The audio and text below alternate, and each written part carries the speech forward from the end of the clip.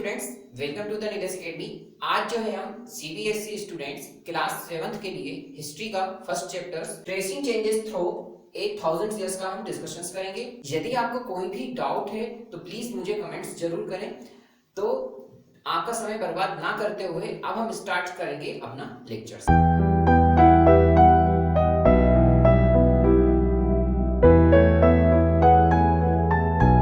Lecture start करने से पहले हम एक ये जो कीवर्ड्स है कार्टोग्राफर्स, इसको समझ लेते हैं। आखिरकार कार्टोग्राफर्स या मानचित्रकार किसे कहेंगे? तो ए पर्सन हु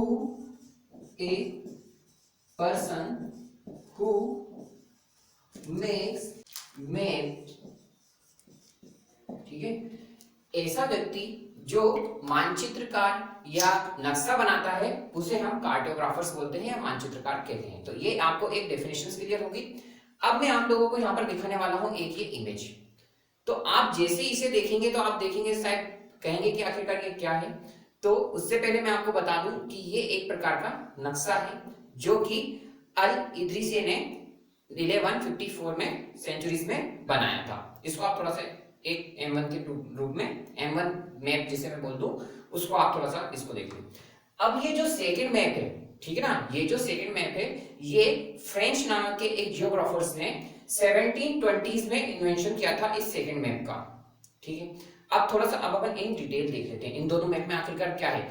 यदि आप इन दोनों मैपों को देखेंगे तो ये दोनों जो मैप है एक ही चीज के हैं। मतलब ये जो वर्ल्ड मैप्स जिसे अपन बोलेंगे वो बनाया गया है कब? वो जो M1 जो मैप की बात कर रहा हूं वो कब बनाया गया है? तो वो बनाया गया है 1154 सेंचुरीज में, ठीक है। किसने बनाया है ये? तो ये बनाया है अल इदरीसी ने। किसने बनाया है? अल इदरीसी ने बनाया है, ठीक है। और अब ये जो सेकंड मैप है, सेकंड मैप किसने बनाया है? तो ये एक फ्रेंच, जिसे मैं बोल दूं फ्रेंच नाम के एक क्या थे? जियोग्राफर्स थे। कौन थे? जियोग्राफर्स थे फ्रेंच के, ठीक है, जियोग्राफर्स थे जिन्होंने 1720s में ये सेकंड मैप बनाया है। ये दोनों मैप जो हैं ये एक ही हैं। दोनों में डिफरेंस क्या है कि ये जो 1154 में अल इदरीसी ने जो मैप बनाया था, M1 जो मैप बनाया था अल इदरीसी ने, उसमें क्या अंतर था कि जैसे कि जो भी नॉर्थ का जो पार्ट है आज की डेट में, यदि जो मैं नॉर्थ इंडिया की बात कर रहा हूँ उस मैप में ऑब्वियसली बात है इंडिया के भी कुछ सब कॉन्टिनेंटल पार्ट्स भी रहे थे। तो उसमें जो साउथ के जो पार्ट्स थे अल इदरीसी वाले मैप में वो किस में दिए गए थे? वो एज ए नॉर्थ में डिफाइन थे। ऐसे यदि हम श्रीलंका की भी बात करें तो श्रीलंका का जो था वो भी साउथ में ना बताते हुए वो किसमें उसने डिफाइन करा था? वो उसने नॉर्थ में ऊपर डिफाइन करा है। और यदि आप इस मैप को देखेंगे तो अरबी भाषा में बनाया गया था और लिखा गया था। और इन दोनों मैपों में भी आप यदि डिफरेंस देखेंगे तो इन दोनों मैपों में भी लगभग जो है 600 इयर्स का डिफरेंस आपको देखने को मिलेगा। सबसे बड़ी बात ये थी कि ये जो मैप बनाया गया था सन 1154 में, ये किसमें बनाया गया था? अरबी भाषा में बनाया गया था। आप जैसे देख पा रहे हैं अरबी भाषा में बनाया गया था। और आज भी यदि आप देखें तो अरबी या अरेबियंस जो है वो लैंग्वेज आपको इस मैप में या आज भी जो है कीवर्ड्स आपको देखने को मिलेगा। फॉर एग्जांपल कैसे कि यदि हम आज देख लेते हैं किसमें? यूपी में, इंडिया की बात हो रही है, कहां की बात कर लेते हैं अपन? यूपी में। तो यूपी में भी जो कन्नौज तो देखने को मिलेगा, ठीक है ना, कन्नौज आज भी आपको देखने को मिलेगा। तो ये जो कन्नौज कीवर्ड्स है ये कैसा है? तो ये भी क्या है? एक अरेबियन कीवर्ड्स है। कैसा कीवर्ड्स है? ये भी एक अरेबियन कीवर्ड्स है जो कि आपको इस मैप में देखने को मिल रहा है M1 मैप में। और दोनों मैप में आप जो होंगे, सेकंड वाला जो मैप होगा फ्रांसिस वाला, उसको इजीली आप समझ पाएंगे। और दोनों ही मैप में लगभग कितने वर्षों का अंतर हो जाएगा? 600 इयर्स का। कितने इयर्स का डिफरेंस हो जाएगा? 600 इयर्स का डिफरेंसेस आपको यहाँ पर देखने को मिलेगा। अब हम बात करेंगे सेकंड पॉइंट की। सेकंड पॉइंट क्या हो जाएगा हमारा? New and old terminologies. क्या हो जाएंगी? New and old terminologies.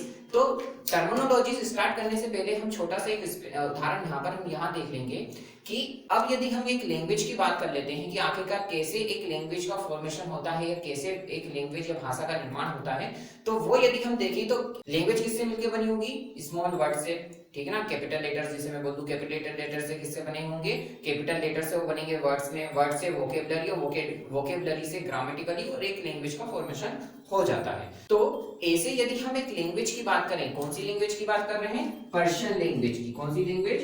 Persian language की यदि हम बात करें तो ये जो लैंग्वेज थी मिडेवल लैंग्वेज और मॉडर्न, ठीक है, मॉडर्न लैंग्वेज में आते आते इस लैंग्वेज में काफी सारे चेंजेस आपको यहाँ पर देखने को मिलेंगे।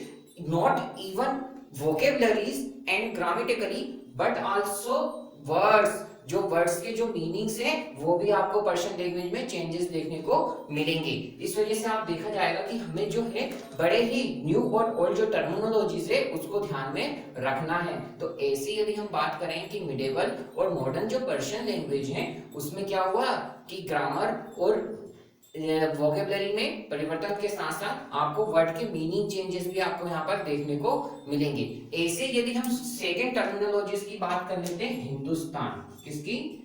हिंदुस्तान कीवर्ड्स की यदि हम बात करें तो आज की डेट में इस हिंदुस्तान का मतलब क्या होता है? हिंदुस्तान का मतलब भारत, या जिसमें बोल दूं इंडिया, क्या बोल दूं? इंडिया। आज की डेट में नाउ प्रेजेंट हिंदुस्तान में इंडिया। लेकिन यदि हम इसको कई वर्षों साल पहले यदि हम पूर्व की बात करें तो हिंदुस्तान कीवर्ड्स का मतलब क्या होता था? मैं कौन सी की बात कर रहा हूँ? 13 सेंचुरीज की बात कर रहा हूँ। कौन सी सेंचुरीज की बात कर रहा हूँ? 13 सेंचुरीज में। 13 सेंचुरीज में कौन था? तो 13 सेंचुरीज में मिराज ए सिराज ने क्या करा था कि इस हिंदुस्तान कीवर्ड्स को, किसको? इस हिंदुस्तान कीवर्ड्स को ऐसे कैसे डिनोटेट करते थे कि ये एक प्रकार से पंजाब, हरियाणा और गंगा यमुना का जो लैंड्स थे वहीं तक ही सीमित था। कौन के? जो भी दिल्ली का सल्तनत था। जब 13 सेंचुरीज में मिन्हाज ए सिराज ने पंजाब, हरियाणा, ठीक है ना, गंगा और यमुना का जो क्षेत्र था, किसका? गंगा और यमुना का जो क्षेत्र था वहीं तक सीमित था दिल्ली सल्तनत को, पहले ऐसा माना जाता था। इसमें कभी भी जो था साउथ इंडियन को एज ए पार्ट्स नहीं माना जाता था। वो लोग यही समझते थे कि हिंदुस्तान मतलब पंजाब, हरियाणा और गंगा यमुना का लैंड्स की बात करते थे वो हमेशा। ऐसे यदि हम 16 सेंचुरीज में बात करें, किसकी बात करें हम? 16 सेंचुरीज में हम बात करें तो वहां पर था कौन? बाबर। कौन था? बाबर। तो ये बाबर यदि हम देखें तो बाबर यहाँ पर किस बात की बात करता है? वो हिंदुस्तान कीवर्ड्स की तो बात करता है। तो बाबर यहाँ पर क्या करेगा? यहाँ पर लैंड्सों की बात करेगा हिंदुस्तान कीवर्ड्स में, प्लस ये जियोग्राफिकली, किसकी? जियोग्राफिकली यानी भौगोलिक क्षेत्र की भी बात करेगा, प्लस ये किसकी भी बात करेगा? वहां के कल्चर्स की और वहां के फुरना की, मतलब पशु पक्षी जो होंगे, जीव जंतु होंगे, वहां की भी बात करेगा। कौन सी सेंचुरीज में? 16 सेंचुरीज में। ऐसे ही 14 सेंचुरीज में, 14 सेंचुरीज में क्या होगा? अमीर खुसरो क्या करेगा? 14 सेंचुरीज में अमीर खुसरो भी बात करेगा किसके बारे में? एज ए हिंद के बारे में। क्या वो हिंद के बारे में डिफाइन करेगा। डेटा एंट्री क्या होंगे? ये जो तीनों सेंचुरीज में आप देखेंगे तो कोई भी हिंदुस्तान का मतलब क्या होगा? एज ए जो पंजाब, हरियाणा या गंगा यमुना के क्षेत्र के बारे में बात करेंगे। लेकिन कोई भी जो व्यक्ति रहेगा वो साउथ इंडिया यानी कि साउथ के जो पार्ट्स होते हैं, आंध्र प्रदेश, जिसे मैं बोलूं केरला, तमिलनाडु, इनके बारे में कोई को भी क्या होगी? नॉलेज नहीं होगी। दैट मींस ये जो हिंदुस्तान कीवर्ड्स की जो पहले की बात हो रही है, हिंदुस्तान मतलब इतना सा, या जो 2-3 आपको स्टेट देखे हैं ये मतलब निकालेंगे। लेकिन अपन आज की डेट में बात करें, हिंदुस्तान डेट मींस इंडिया के बारे में बात हो रही है। इंडिया मतलब सारे जितने भी स्टेट्स हैं उनकी बात हो रही है। तो यहाँ पर हमें क्या देखना है? यहाँ पर हमें यही चीज देखनी है, न्यू एंड ओल्ड टर्मिनोलॉजीज के बारे में बात करनी है। ऐसे यदि हम एक और कीवर्ड्स की बात कर लेते हैं जो होता है फॉरेनर। क्या होता है वो? फॉरेनर। तो अब हम बात करते हैं किसकी? इस फॉरेनर के बारे में। ये जो फॉरेनर कीवर्ड्स था, यदि हम इसको हिस्ट्री एंड पार्ट्स में देखें, यदि बहुत हिस्ट्री में एंशिएंट टाइम की हिस्ट्री की यदि हम बात करेंगे फॉरेनर कीवर्ड्स की, तो उस टाइम क्या माना जाता था कि एक ऐसा व्यक्ति जो भारत का ना हो, क्या हो? वो व्यक्ति जो भारत का ना हो उसे बोला जाता था फॉरेनर या विदेशी, जिसे बोला जाता था। यही जो फॉरेनर है मिडेवल आते आते, क्या आते आते? मिडेवल टाइम्स आते आते ये क्या हो जाएगा? एक गांव में एक ऐसा व्यक्ति माना जाएगा जो उस गांव का व्यक्ति का या भाग ना हो, या उस गांव का व्यक्ति ना हो, या किसी संस्कृति या उससे रिलेटेड वो उसका अंग ना हो। ऐसे व्यक्ति को वो क्या बोल देते थे गांव के लोग कि ये एक व्यक्ति कैसा है? फॉरेनर है। इस फॉरेनर कीवर्ड्स को हिंदी भाषा में क्या बोल देंगे? हिंदी में ऐसे बोल देंगे परदेसी। क्या बोल देंगे? परदेसी। क्या बोल देंगे? परदेसी बोल देंगे। और पर्शियन लैंग्वेज में इसको क्या बोल देंगे? अजनबी। पर्शियन लैंग्वेज में क्या बोल देंगे इसको? अजनबी। तो ये फॉरेनर का मतलब होगा मिडेवल आते आते। वही यदि हम बात करें एंशिएंट टाइम या और मॉडर्न टाइम की यदि हम बात करें तो क्या होगा कि जो सिटी डेवलपर्स होंगे, ठीक है, ये जो सिटी डेवलपर्स होते थे इनके लिए जो विलेज डेवलपर्स होते थे वो ऐसे एक प्रकार से क्या होता था, वो एक प्रकार से क्या होता था, फॉरेनर होता थे। क्या होते थे उनके लिए, वो भी एक फॉरेनर होते थे। और ऐसे ही वॉइस वर्सा की यदि हम बात कर लें, विलेज वालों के लिए सिटी और सिटी वालों के लिए विलेज वाला व्यक्ति क्या होता था, एक प्रकार से फॉरेनर होता था। तो ऐसे समय के साथ साथ ये जो थी टर्मिनोलॉजीज जो थी वो चेंज होती चली गई।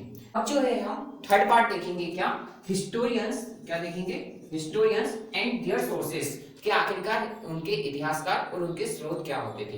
तो यहाँ पर हम ये समझेंगे कि ये जो हिस्टोरियंस होते थे वो पहले के जमाने में क्या करते थे, आखिरकार कैसे हमें इनकी हिस्ट्री के बारे में पता चलती थी। तो इनकी यदि हम टाइम पीरियड की यदि हम बात करें तो इनके टाइम पीरियड की हम बात करें तो ये कहां से हो जाएंगे, गुप्ता डायनेस्टी से लेके हमें कहां तक पढ़ना है, हर्षवर्धन काल तक पढ़ना है। कहां से पढ़ना है, गुप्ता डायनेस्टी से लेके हर्षवर्धन काल तक पढ़ना है। तो ये कौन सा टाइम ओवर्स रहेगा, 700 से 750 सेंचुरीज तक हमें इसके बारे में पढ़ना होगा। तो यदि हम इनकी हिस्ट्रियों के बारे में बात करें तो ये जो हिस्ट्री थी हमें कहां से सोर्सेस पता चलते हैं, तो ऑब्वियसली बात है हम जो कॉइन्स जो रहते हैं उनकी डीप नॉलेज करते हैं, ठीक है ना। इमारतें जो रहते हैं, अभिलेख होते हैं, स्तंभ जिसे बोल दो, शिलालेख होते हैं, इनकी हम डीप क्या करते हैं, स्टडी करते हैं, जिसकी वजह से हमें ये पता चल जाता है कि आखिरकार ये सिक्का किस सन में चलता था या किस 10 ओवर्स के दौरान या किस किंग के दौरान ये सिक्का जो था कॉइन्स स्टेब्लिश हुआ। तो इसके थ्रू हम अंदाजा लगा के हम एज ए जो उसके सोर्सेस होते हैं हिस्ट्री के वो हम पता लगा सकते हैं। अब यदि मैं आपसे एक क्वेश्चन पूछूं कि क्या आप मुझे ये बता सकते हैं कि ये जो पेपर्स होते थे, ठीक है ना, क्या होते थे, पेपर्स होते थे, आज की डेट में इजी सस्ता होता है। हिस्ट्री में यदि हम बात करें, एंशिएंट टाइम की यदि हम बात करें, डेट टाइम्स जो थे, ये पेपर्स जो थे इजीली अवेलेबल हो जाते थे या सस्ता हो जाता था, लो कॉस्ट होता था।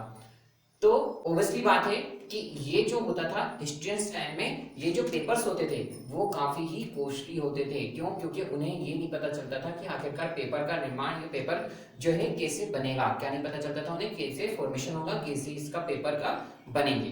तो ऑब्वियसली बात है ये क्या करते थे, अपनी जो लिपि होती थी, ये जो लिखने की कला होती थी, ठीक है ना, आर्चिज जो होते थे वो किस पे लिखा करते थे, भुर्ज नाम के एक पेड़ के पत्ते पे लिखा करते थे, जिसे क्या बोला जाता था, पांडुलिपि बोला जाता था। तो ये किसमें संग्रहित की जाती थी, उन पत्तों पे लिखा जाता था, ठीक है ना। फिर डेट टाइम समय के दौरान क्या होता था, उन पत्तों में दीमक लग जाती थी, सड़ जाते थे, वो बहुत सारे सीजू हो जाते थे, जिसकी वजह से वो जो थी ओरिजिनल जो थी वो डिस्ट्रॉय हो जाती थी। तो इस टाइप्स के जो सोर्सेस होते थे वो कहाँ रखे जाते थे, तो वो रखे जाते थे आर्चीज में। कहाँ रखे जाते थे, आर्चीज में। क्या बोलेंगे उसको, आर्चीज। क्या बोला जाता था, आर्चीज बोला जाता था। और ये जो आर्चीज होते हैं, आज के यदि हम बात करें तो उस जमाने की जो अभिलेखकार जो उनके सोर्सेज होते थे, क्या होते थे, उनके सोर्सेज जो होते थे आज भी जो होता है वो इंडियन गवर्नमेंट जिसे मैं बोल दूं या स्टेट गवर्नमेंट्स में ये इस प्रकार के आर्चीज होते हैं, अभिलेखकार बनाए जाते हैं, जिसमें लाइब्रेरी टाइप की आप चीज एक समझ लें।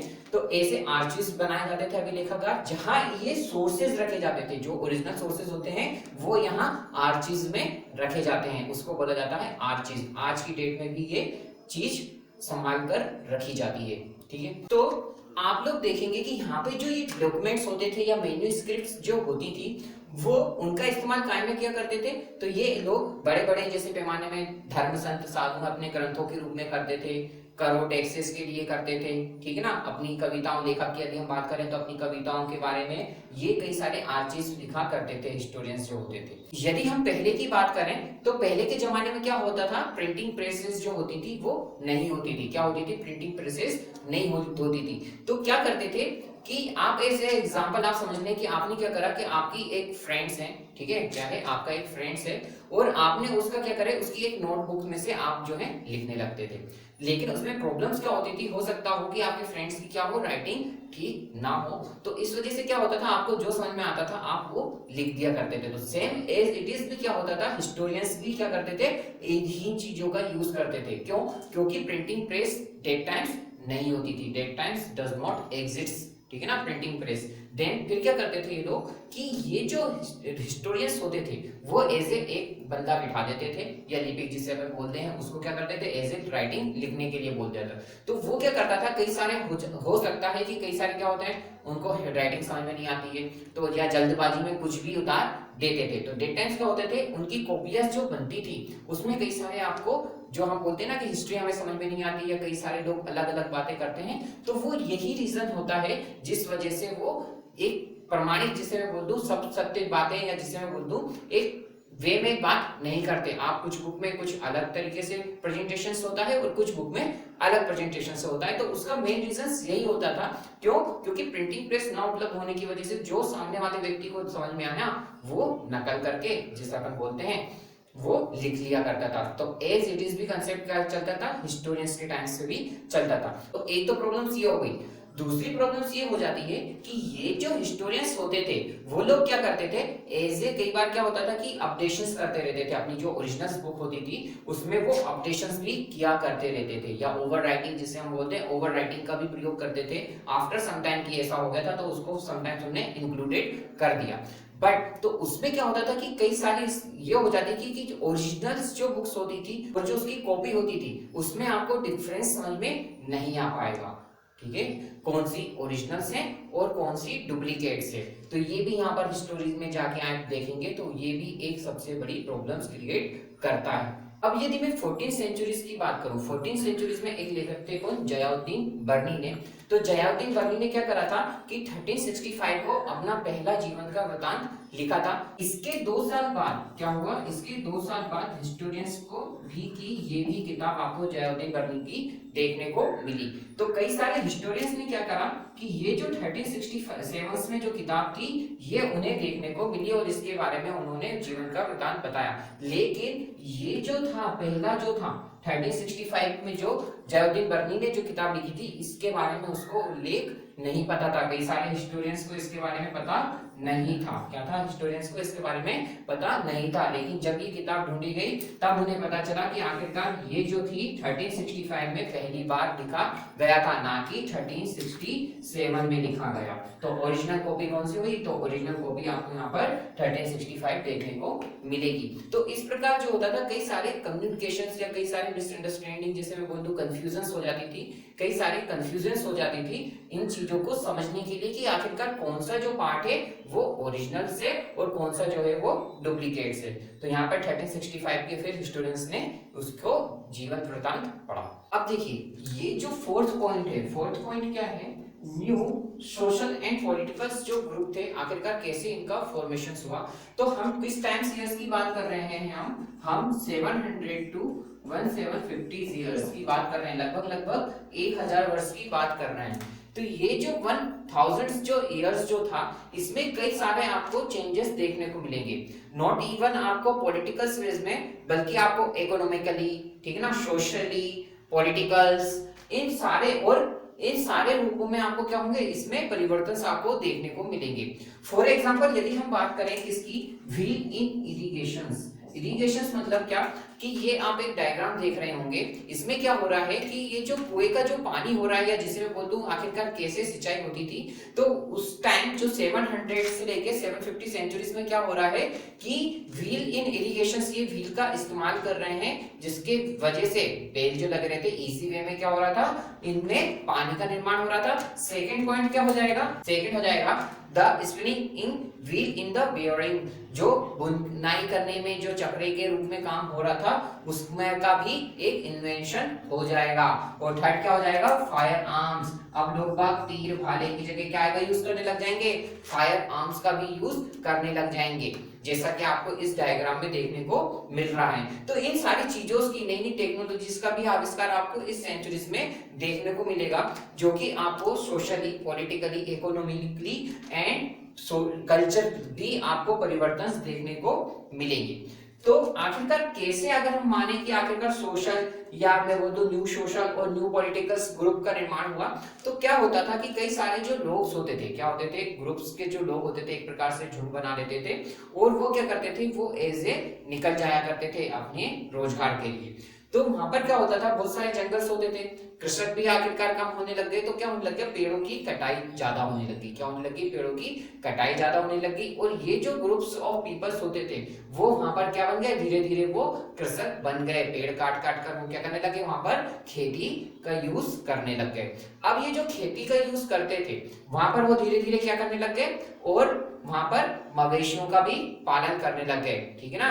तो मवेशियों का भी पालन करने लग गए, जिसकी वजह से उनकी क्या हो गया, सोशली प्लस इकोनॉमिकली भी क्या हो गई, उनकी लाइफ जो थी वो चेंजेस होती चली गई। वो धीरे धीरे किसमें कन्वर्ट हो गए, वो जो विलेज या फॉरेस्ट जिसे मैं बोल दूं, फॉरेस्ट डेवलपर्स जो हुआ करते थे, फॉरेस्ट डेवलपर्स जो थे वो भी क्या हो गए, जो वनवासी होते थे, ठीक है ना, वो भी क्या करते, इसी फॉरेस्टों को, पेड़ों को काट काट कर क्या करने लगे, वहां पर खेती करने लग गए, ठीक है ना। और धीरे धीरे ये भी क्या हो जाएंगे, ये भी कृषक बन जाएंगे, मवेशियों का पालन करने लग जाएंगे।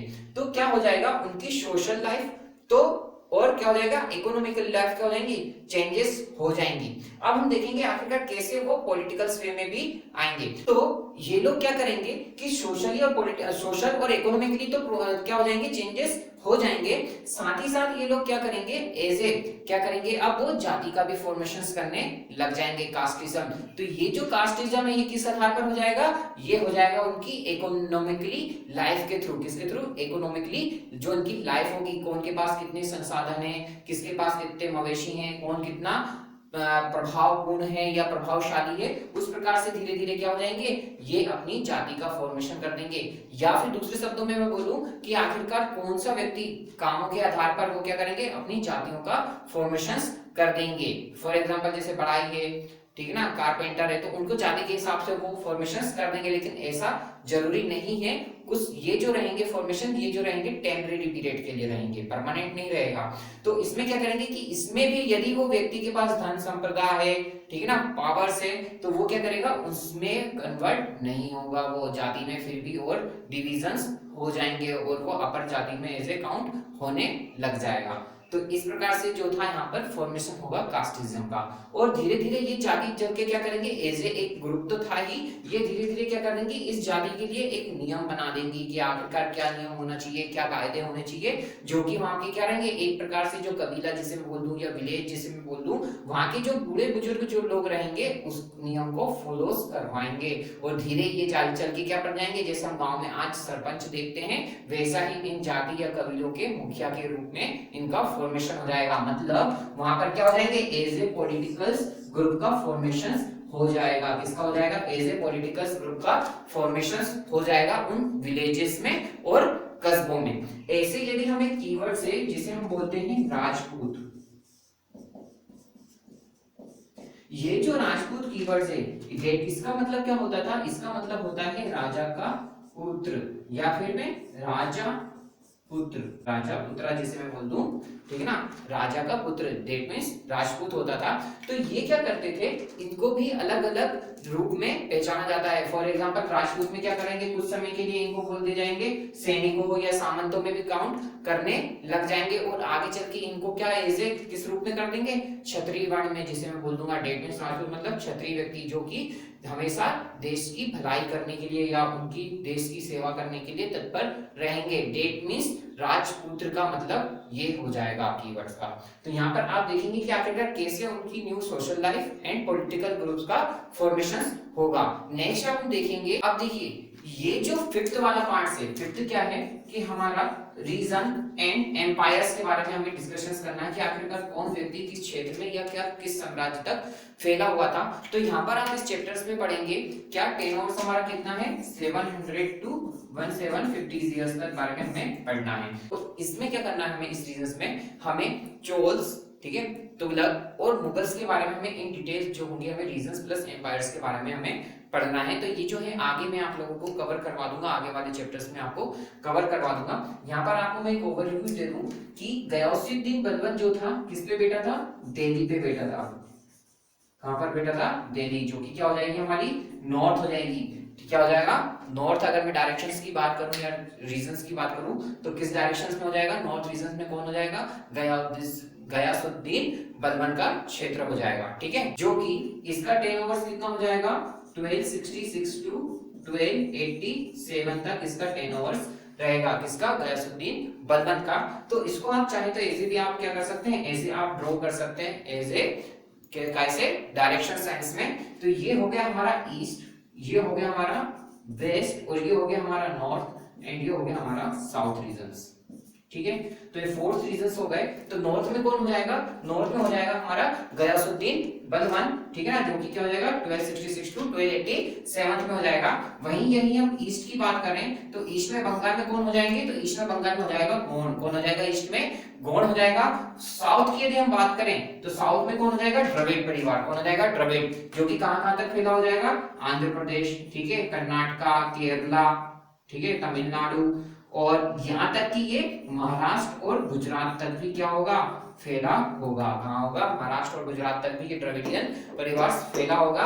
और वेस्ट में जो होगा, अफगानिस्तान में जो गजनी होगा, कौन होगा, गजनी, वहां तक ये होगा, इसका एम्पायर फैला होगा। तो ये पूरे रीजन्स और क्षेत्र के बारे में हमें डिस्कशंस करना है नेक्स्ट चैप्टर्स में। तो देखेंगे अब हम सिक्स्थ जो है ओल्ड एंड क्या है, न्यू रिलीजियस, हम देखेंगे कि इसमें भी क्या होता है कि कई सारे सालों पुरानों बाद, ठीक है ना, हजारों साल बाद भी क्या होंगे, इकोनॉमिकली सोशली भी परिवर्तन के साथ साथ क्या होंगे, रिलीजियस यानी कि धर्म में भी आपको कई सारे परिवर्तन देखने को मिलेंगे, ठीक है। तो ये जो धर्म होते हैं, ना ही केवल हिंदू धर्म में, आपको इस्लाम धर्म में, जो भी धर्म आप मानते हैं उसमें भी कई सारे आपको परिवर्तन देखने को मिलेंगे। तो यदि हम एक हिंदू धर्म की बात करते हैं, किस धर्म की बात कर रहे हैं हम, हिंदू धर्म की, तो आप यदि अब हिंदू धर्म को ही ले लें, ठीक है, तो हिंदू धर्म में भी क्या होंगे, कई सारे आपको परिवर्तन देखने को मिलेंगे। जैसे कि कई सारे देवी देवताओं को क्या करेंगे, ये कई सारे देवी देवताओं को मान्यता चलने चालू हो जाएंगी, और राजाएं क्या करेंगे, टेम्पल्स का निर्माण करेंगे, ठीक है ना, राजाएं क्या करेंगे, मंदिरों का, बड़े बड़े विशाल मंदिरों का, भव्य मंदिरों का निर्माण करेंगे। उसके साथ साथ क्या होगा कि उसमें जो पुरोहित वर्ग होंगे, यानी कि जो ब्राह्मण होंगे, उनका क्या हो जाएगा, महत्व बढ़ जाएगा, ठीक है ना, सत्ता भी क्या होगी उनके हाथों में बढ़ जाएगी। तो यहाँ पर हम बात करते हैं क्या कि हिंदू धर्म की।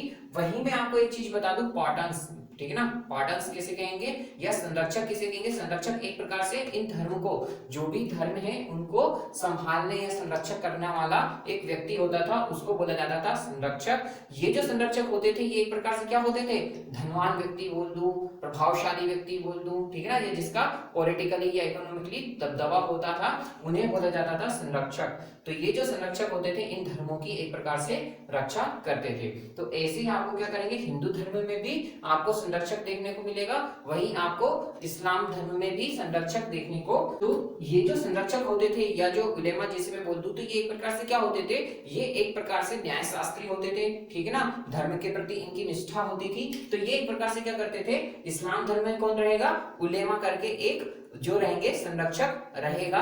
इस्लाम में भी, इस्लाम भी जो रहेगा 2 कैटेगरीज में बढ़ जाएगा, जो कि क्या रहेंगे, एक रहेगा सिया और एक रहेगा सुन्नी। वो जो सिया रहेंगे वो जो रहेंगे पैगंबर मोहम्मद साहब के जो दामाद रहेंगे अली, उसके अनुयायी होंगे। उसी तरह जो सुन्नी होंगे वो जो रहेंगे खलीफा के संरक्षक होंगे या खलीफाओं के प्रभुत्व मान ले या अनुयायी होंगे। तो सिया और सुन्नी जो रहेंगे वो अपने अपने धर्म के प्रति जो रहेंगे संरक्षक करेंगे। तो इस प्रकार से भी आप देखेंगे आने वाले दिनों में क्या होंगे, कई सारे रिलीजियस जो होंगे वो परिवर्तन आपको देखने को मिलेगा, या धार्मिक परिवर्तन जो होंगे आपको यहाँ पर देखने को मिलेंगे। अब ये जो लास्ट पॉइंट है हमारा, लास्ट पॉइंट है thinking about the time and historical periods, ठीक है ना। तो यदि हम टाइम की बात करें तो ये जो टाइम पीरियड्स होता है, घंटे, ठीक है ना, कुछ घंटे में बोल दूं, या वर्ष जिसे मैं बोल दूं, या मंथ जिसे मैं बोल दूं, यहीं तक ही सीमित नहीं था। ये कुछ हमें और भी चीजें जो होती थी हिस्टोरियंस बताती थी। डेट मींस जो हमारी हिस्ट्री होती थी, एंशिएंट टाइम की हिस्ट्री ले लीजिए या मॉडर्न ले लीजिए या मिडिवल ले लीजिए। तो ये जो टाइम पीरियड्स होती है ये कई सारी चीजें को बताती हैं। ये केवल टाइम्स ही नहीं बताती, ये कई सारी टेक्नोलॉजीज, ठीक है ना, उनमें होने वाले चेंजेस, चाहे वो पॉलिटिकल, इकोनॉमिकल, सोशल, कल्चर्स, जो भी चेंजेस हुए उनमें कई सारे आपको चेंजेस देखने को मिलते हैं। सेम ऐसे यहाँ पर क्या होंगे, एक ब्रिटिशर्स हिस्टोरियंस होंगे, कौन होंगे, ब्रिटिशर्स हिस्टोरियंस, जो उस हिस्ट्री को 3 ऐसे पार्ट में डिवाइड कर देंगे। फर्स्ट में वो बोलेंगे कि फर्स्ट पार्ट को क्या बोल देंगे, हिंदू, सेकंड को बोल देंगे मुस्लिम, ठीक है, एंड थर्ड को बोल देंगे ब्रिटिशर्स। ये जो इंडियन हिस्ट्री से वो ऐसे 3 पार्ट में डिवाइड कर देंगे। जबकि लेकिन आप देखेंगे कि ये जो है 3 पार्ट से कई सारे चेंजेस हो जाएंगे। तो ये जो ब्रिटिशर्स हिस्टोरियंस रहेगा वो इस तथ्य पे बोलेगा कि आखिरकार इनमें कोई सोशल, कल्चर, ठीक है ना। पॉलिटिकल्स कोई चेंजेस नहीं हुए, केवल चेंजेस हुए हिंदू, मुस्लिम एंड ब्रिटिशर्स के नाम पे। तो ये जो ब्रिटिशर्स हिस्टोरियंस रहेंगे वो एज इन 3 पार्ट में इंडियन हिस्ट्रीज को डिवाइड कर देंगे, हिंदू, मुस्लिम एंड ब्रिटिशर्स। जबकि क्या होगा, जबकि आप देखेंगे कि ऐसा बिल्कुल नहीं होता है। चाहे आप पॉलिटिकल स्फीयर में ले लीजिए, इकोनॉमिकल ले लीजिए, सोशल ले लीजिए, या आप कल्चर स्फीयर में ले लीजिए, सब चीजों में क्या होंगे, टाइम टू टाइम क्या होंगे, चेंजेस होना चालू हो जाएंगे। चाहे आप एक छोटा सा एग्जांपल्स ले लें कि मॉडर्न हिस्ट्री और मिडिवल हिस्ट्री में आखिरकार इतने सालों में भी आपको क्या होंगे, कई सारे डिफरेंसेस देखने को मिलेंगे। चाहे वो यूरोपियों का भारत आगमन हो, या धार्मिक रिलीजियस में परिवर्तन हो, सोशल लाइफ में परिवर्तन हो, या इकोनॉमिकल लाइफ में परिवर्तन हो, जो भी टेम्पल्स का निर्माण होगा, ठीक है ना, राजाओं जो क्या करेंगे, टेम्पल्स बनाएंगे। तो ये जो है आपको यहाँ पर एक छोटा सा एग्जांपल्स हैं, तो इन एग्जांपल्स के थ्रू आप देख पाएंगे कि हमारी लाइफ में केवल इन 3 से कन्वर्ट या 3 लोगों से चेंजेस नहीं होंगे, हमारी जो होंगी सोशल इकोनॉमिकली भी परिवर्तन होंगी। तो आपको ये मेरा वीडियो कैसा लगा, please like share comments and subscribe करना बिल्कुल ना भूलें। Thank you so much.